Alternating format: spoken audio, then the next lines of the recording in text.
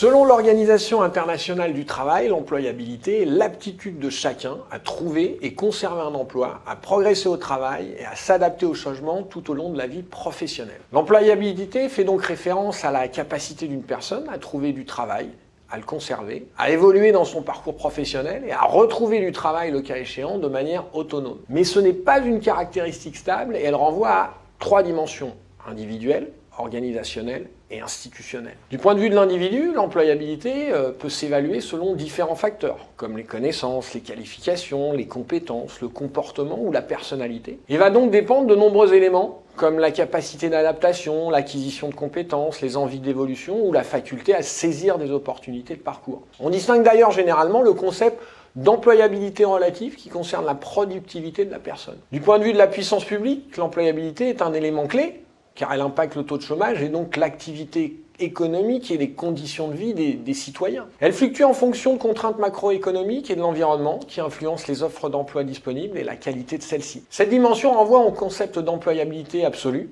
qui dépend pour le coup du marché de l'emploi et de la loi de l'offre et de la demande.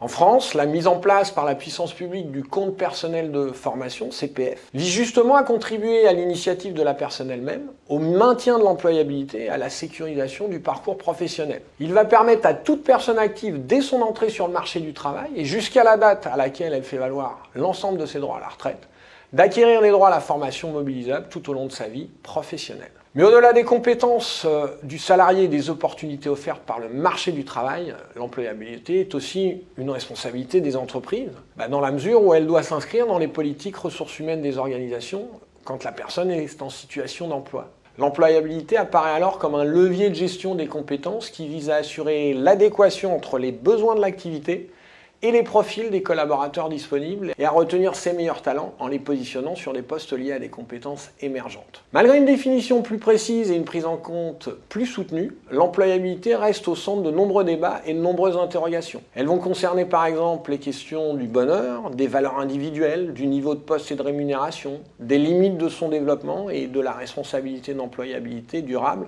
tout au long de la vie.